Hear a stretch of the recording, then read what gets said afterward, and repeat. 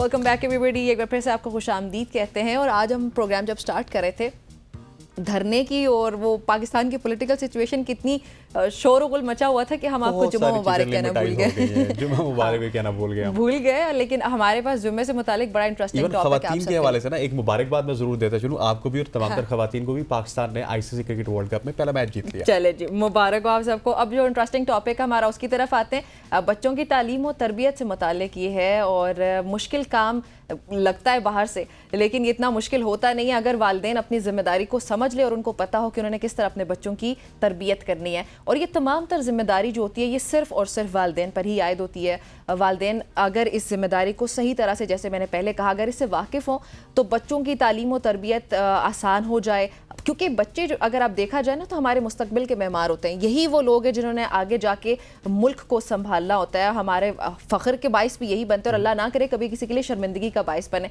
सो किस तरह से आप अपने बच्चों की अच्छी तरबियत कर सकते हैं, इस पर बातचीत करने के लिए हमारे साथ कौन मौजूद है? हमारे साथ अबू साद मौजूद है। Thank you so much Abu Saad for joining us. बच्चों का टॉपिक आपने सुन लिया। स्ट्रेट अवे सवाल करूंगा, वक्त थोड़ा सा कम है, आपसे ज़्यादा बातें करनी थी हमने, लेकिन जिस तरह निम्रा ने बताया, धरने की वजह से बहुत सारी चीज़ें हम भूल गए। बच्चों के हवाले से, स्पेशली अगर वालिदैन के हवाले से बताएं हमें कि वालिदैन के हुकूक और इस तरह की चीज़ों से बात करते रहते हैं, लेकिन बच्चों के हवाले से वालिदैन की अहम जिम्मेदारियां क्या होती हैं? देखें, आपने बिल्कुल ठीक फरमाया कि जनरली ना पेरेंट्स के हुकूक के बारे में हमारे यहाँ ज़्यादा बातचीत होती है, विच इज़ इम्पोर्टेंट। इसमें कोई एग्जैजरेशन नहीं है, क्योंकि अल्लाह ताला भी कुरान मजीद में फरमाते हैं वबिलवालिदैन ihसान। लेकिन इसके साथ साथ उलमा ये कहते हैं कि पेरेंट्स के हुकूक बाद में आयद होते हैं। सबसे पहले बच्चों के हुकूक के बारे में सोचना चाहिए। वो कैसे कि पेरेंट्स को चाहिए, जो कि वुड बी पेरेंट्स हैं, मिसाल के तौर पे कोई कपल हैं, उनकी शादी होती है and then they are expecting a child for instance, तो उनको उसी वक्त से ही सोचना चाहिए कि हम अपनी आगे आने वाली जनरेशन को क्या बनाना चाहते हैं, हम उनको कैसे देखना चाहते हैं। तो वो जो प्लानिंग है, तो वहां से जो है आप समझ लें कि बच्चों के हुकूक के बारे में जो है वो बात शुरू हो जाती है। और यू नो, आई जनरली से दिस स्टेटमेंट कि देखें, being a parent this is something different, और जो पेरेंटिंग है ये बिल्कुल all together different ball game है। हर पेरेंट यानी हर जो माँ बाप होते हैं वो माँ बाप तो होते हैं, लेकिन जो पेरेंटिंग है वो सीखनी पड़ती है अगर आपको नहीं आती।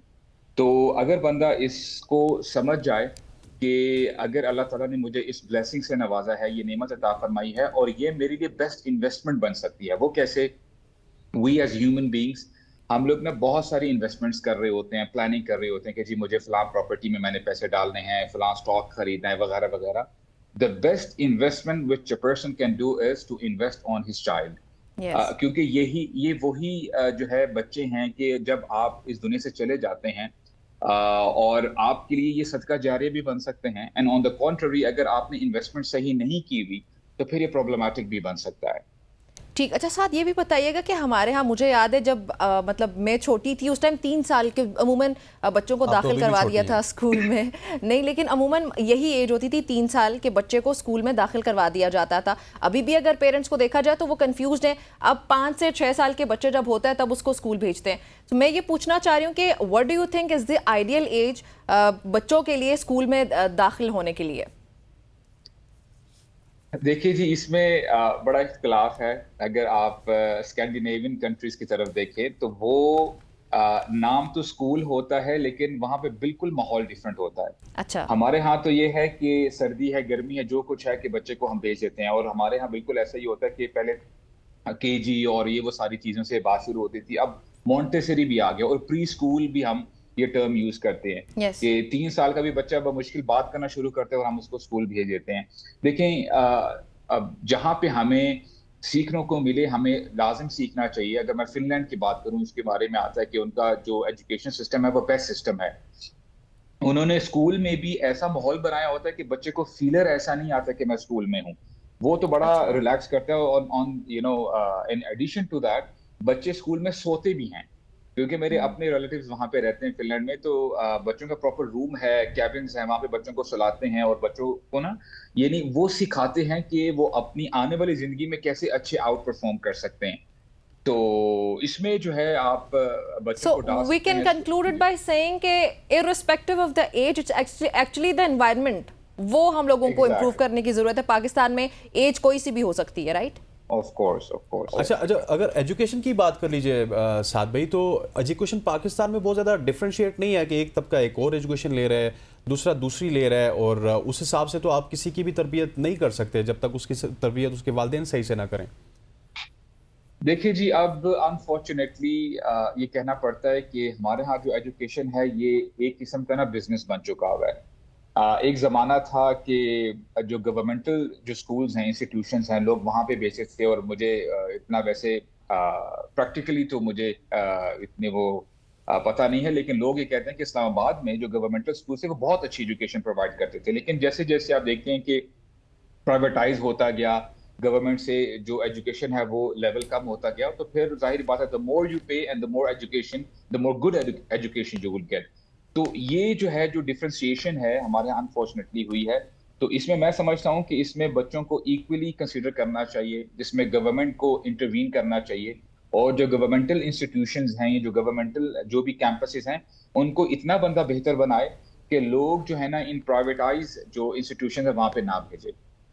अच्छा साथ ये भी बताइएगा कि हमारे यहाँ हम लोग ये तो कहते हैं कि बच्चे की पहली दरसगाह जो है वो माँ की गोद होती है, लेकिन आई डोंट थिंक सो कि ख़ास तौर पे आजकल के दौर में हम लोग इसको समझ रहे हैं, या माइंड जो है वो इस बात को असल में अंडरस्टैंड भी करी। मैं यहाँ पे किसी को डिस्करेज नहीं करी, बस क्रिटिकली एक बात को पॉइंट आउट करना चाह रही हूँ ताकि किसी देखने वाले की शायद इस्लाह हो जाए और हमारी भी इस्लाह हो जाएगी। तो क्या स्कूल में बच्चों को दाखिल करवा दे के अपनी जिम्मेदारी हम लोग समझते हैं कि भाई वहाँ पर तालीम और तरबियत हो रही है, ये मेरे ख्याल में, मेरे ओपिनियन में ये दुरुस्त रवैया नहीं होता वालिदैन का। जी बिल्कुल ठीक कह रही है। मुझे बड़ी खुशी है कि आपकी तरफ से ये बात आ रही है, यू बीइंग अ वुमन माशाल्लाह। देखिए हमारे यहाँ ना, हम जनरली जो पेरेंट्स हैं, चाहे वो वालिदा है या वालिद हैं, वो समझ ये लेते हैं, खासकर जो वालिद हैं, कि जी मैंने अगर पैसे खर्च कर लिए हैं और मैंने जो है एक पर्टिकुलर एक अच्छी अमाउंट जो है मैंने अपने बच्चे के ऊपर लगा दी है, तो मेरी रिस्पॉन्सिबिलिटी खत्म हो जाती है, व्हिच इज टोटली रॉन्ग। क्योंकि आपने जैसे तालीम और तरबियत का जो है दो लफ्ज इस्तेमाल किए हैं, Yes. वहां पे ठीक है, सो मच सो के तालीम तो मिल जाएगी, लेकिन तरबियत का एलिमेंट आपको नजर नहीं आता स्कूल्स में। वहां पे बहुत सारी ऐसी चीजें हो रही होती हैं। अब मैं इस्लामाबाद की बात करूं या अगर पाकिस्तान की जनरली बात करूं, हमारे यहाँ ये जो ड्रग एडिक्शन है और किस्म की जो वाइसेस हैं वो बड़ी प्रेवलेंट हैं, राइट। तो उसकी वजह यही है कि हमारे यहाँ फिजिक्स, मैथ्स और केमिस्ट्री, साइंस तो पढ़ाई जाती है, लेकिन अच्छा इंसान बनाने के लिए उसके ऊपर मेहनत नहीं की जाती, और उसकी डेफिनेटली सबसे पहली जो सीढ़ी है वो घर ही है। और मैं आपके साथ एक बड़ी एक कमाल की स्टडी में आपसे शेयर करता हूँ आपके साथ, वो ये कि देखें, जैसे मैंने कहा ना कि जो पहली दरसगाह है वो यानी घर से शुरू होती है। अब स्टडीज हमें बताती हैं कि जब कोई mother, when she is pregnant for example, अब उस मदर का जो माइंडसेट है, the kind of emotions she has, अगर वो फॉर एग्जांपल उसके एंगर इश्यूज हैं या वो बड़ी डिप्रेस्ड रहती है, उसकी लाइफ अपने हस्बैंड के साथ ठीक नहीं है, तो उसका असर डायरेक्टली उस बच्चे पर भी पड़ता है। तो अब आप इमेजिन करें, अभी तो हम यानी पैदा होके और जो बच्चा 3-4 साल का हो, जो उसकी मैं बात नहीं कर रहा हूँ, मैं उस वक्त की बात कर रहा हूँ जबकि बच्चा इस दुनिया में नहीं आया। तो डेफिनेटली जो पेरेंट्स हैं वो अफेक्ट करते हैं बच्चों को, इनडायरेक्टली या डायरेक्टली। तो this is very important, this is what we have to realise. अच्छा साद भाई, मुझे ये बताइएगा कि हम डिफरेंट मुल्कों में भी देखते हैं और हमारे यहाँ भी, मुझे बताइएगा कि कंपैरिजन करके बताइएगा कि जो पेरेंट्स हैं उनकी भी तरबियत होनी चाहिए, लेकिन अनफॉर्चुनेटली पाकिस्तान में नहीं होती। कि आपने जब शादी करनी है उससे पहले शायद कोई 6-7 महीने का या साल का कोर्स होना चाहिए कि आपने अपने शादीशुदा मामलात को, अज़दवाज ज़िंदगी को किस तरह गुजारना है, उसके बाद बच्चों की तरबियत किस तरह करनी है। बाहर के मुल्कों में ऐसा होता है या नहीं होता, और पाकिस्तान में किसी ने स्टार्ट किया इस तरह का काम? पाकिस्तान में तो ऐसा देखें, मैं आपको ऑनेस्टली बताऊं, बाहर के मुल्कों में भी ऐसा कोई वहां पे रिहर्सल नहीं करवाई जाती है, कोई उनको नहीं दी जाती, क्योंकि बाहर तो बहुत ज्यादा मसले मसाइल हैं। बाहर जो एक तो जो फैमिली निज़ाम है, सिस्टम है, वो दरम बरम हो चुका है, और if I am not exaggerating, more than 50 to 60% वहां पे डाइवोर्स रेट्स हैं, जिससे डायरेक्टली इम्पैक्ट बच्चों पे पड़ता है। तो हम उसकी तो बात नहीं कर रहे वेस्ट की, लेकिन जब हम पाकिस्तान की बात करते हैं या मुस्लिम कंट्रीज की बात करते हैं, देखिए हमें हमारे रब ने सब कुछ क्लियरली बता दिया हुआ है, what we have to do. और अल्लाह ताला ने तो कुरान मजीद नाजिल किया है, और नबी करीम सल्लल्लाहु अलैहि वसल्लम की पर्सनालिटी हमारे सामने है, और हमारे दीन में कोई ऐसी चीज नहीं है जिसके बारे में हमें गाइड ना किया हो, बताया ना गया हो। या यहाँ तक कि इमेजिन करें कि एक जियो आता है एक सहाबी के पास, सलेमान फारसी रजी अल्लाह अन्हु, और वो थोड़ा सा ना मौकरी के जो है मिजाज में कहता है कि यार तुम्हारा दीन बड़ा अजीब है, तुम्हारे नबी तुम्हें तो बताते हैं कि बाथरूम में कैसे जाना है, उसके एटिकेट्स वगैरह।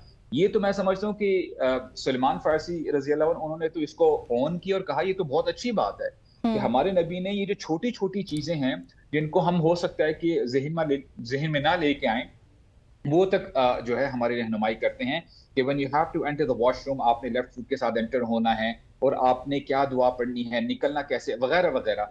तो हमारा दीन अल्हम्दुलिल्लाह हमें हर चीज के बारे में गाइड करता है, और बेशक। खासकर जहाँ के बच्चों की तरबियत के बारे में आती है बात, तो आपको तो यानी इतना लिटरेचर मिलता है। तो what we have to do is कि हमें we have to get back to our Deen.